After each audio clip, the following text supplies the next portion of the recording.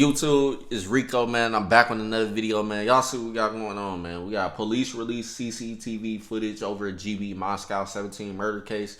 Y'all already know how big his case was and stuff, and the impact it had on UK drill as a whole around the time it happened. But yeah, man, we're gonna go ahead and get into this video. If you're brand new to the channel or you've been watching videos on the channel but not yet subscribed, hit that subscribe button now. We on the grind to 5K. Don't forget to tell your family and friends about our channel, and hopefully they become supporters of the channel. Also smash that like button and comment on this video to help the video get recommended to a larger audience of people, and hopefully bring in new supporters to the channel as well.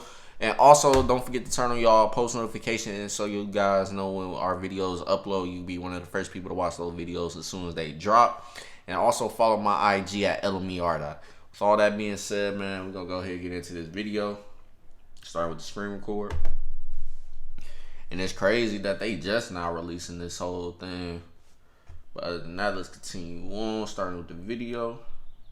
Yo, what's going on, people? It's your boy Ape Honcho, back at you again with another video. And so yesterday, the 5th of May 2021, marked the 3rd year anniversary of the murder of Raheem Barton, aka GB from Moscow17. A lot of you watching this video probably know who Raheem is, but if you don't, he was a part of a UK drill rap group, again called Moscow17, and had quite a few hits under his belt. I have made a video before on Raheem talking about his case, going over it, so if you do want to go and watch that video, I will leave it linked down in the description below. You might want to go watch that first so you have an understanding of this case.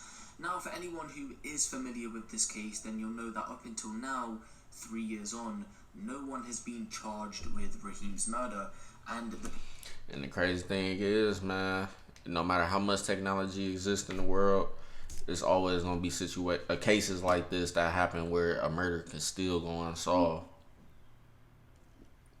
Y'all got to realize, just because there's cameras and all type of stuff that exists, there's still ways to get around that stuff. That's why y'all see a lot of rappers and stuff sometimes be wearing masks and stuff, or anything that can pretty much hide their identity, especially in the UK for their drill scene, due to the facts that y'all law enforcement can use music videos against y'all and stuff in the court. So y'all will pretty much wear a mask and all type of things just to hide y'all like identity and stuff like that. So pretty much in a situation like this, I believe the person that did it was wearing a mask and stuff, so nobody could really tell exactly who he was and shit like that. So that's a sad thing. But yeah, man, it's just crazy. Even with technology, we still really ain't safe out here, man.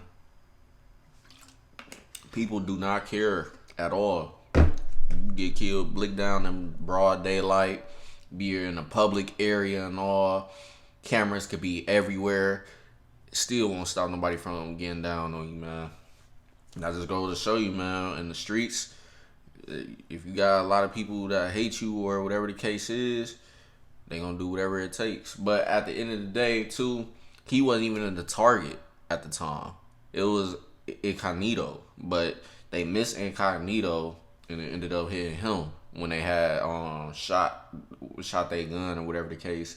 So at the end of the day, he pretty much was in the wrong place at the wrong time. That's how I would look at it. Even though he's also a part of Moscow17 like Incognito, he still wasn't the target that the shooter was after. He just happened to be the one that got hit instead of Incognito. So it's just a crazy, sad situation all around. But other than that, for y'all that didn't know that, that's pretty much some insight on to the case of what happened to him and stuff. But other than that, let's continue on.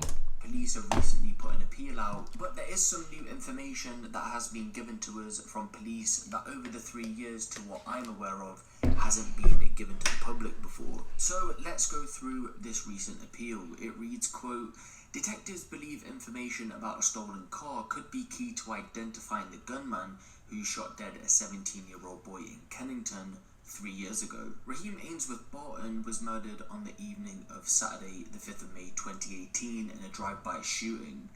2 people were arrested in the weeks that followed, and detectives have made extensive inquiries, but 3 years on, his killer is still at large. It's believed Rahim was standing with a group of friends on the corner of John Ruskin Street and Camberwell New Road when he was shot. The friends who were there will have seen what happened and will have vital information, but so far they've been reluctant to come forward. Detectives believe that a grey BMW Series 2 Grand Tourer with the registration WT17 CFK seen on CCTV around the time of the shooting is crucial to identifying those responsible. They are confident it is the vehicle that the suspects used to make their way to and from the area. Now, I just want to say real quick, to be honest, this case still look like it might go unsolved, man. Just because of the simple fact, the people that committed this crime probably not stupid enough to keep that car around. Even 3 years after, even though they never got caught, I would still say it would be dumb for them to have still got that car on the streets riding around in it or whatever the case is. Because now they even release information with the registration to the car. So people start seeing that car driving around. If they haven't seen it in the past 3 years, pretty much from that date, they might as well go ahead and get rid of it now, shoot. Because now everybody gonna be like, all right, yeah, bet. Oh, I just seen this car. Let me go ahead, woo woo woo, call 12 and possibly get a reward. If y'all got a reward for that case out there, y'all comment down below. Do they got a reward out for people that come up with information like they normally do and stuff? Y'all comment down below if they did. But if that's the case too, you gonna definitely have people trying to talk if they see that car driving around and stuff. So the killers, like I said, man, if they not stupid, they better have got rid of that car at least a year or two ago or something, man. Because if you still driving around in that car, you just asking to get caught. Simple. But other than that, let's continue on. Here is new CCTV footage the police have now released to the public in order to help them with this investigation.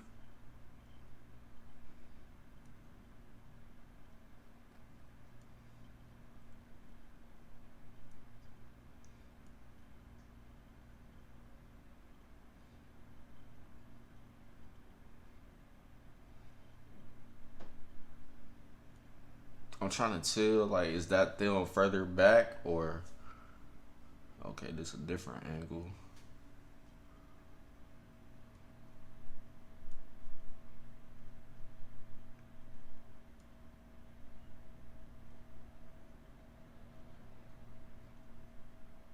The video continues that the number plates on the vehicle at the time of the murder were not real. The true registration should have been BP17YVV. It had been stolen during a burglary in Essex overnight on the 23rd of December 2017, and its plates were later changed. Officers are keen to hear from anyone who remembers. So somebody stole the car, took their original plates off, and put some new plates on. Now that was smart.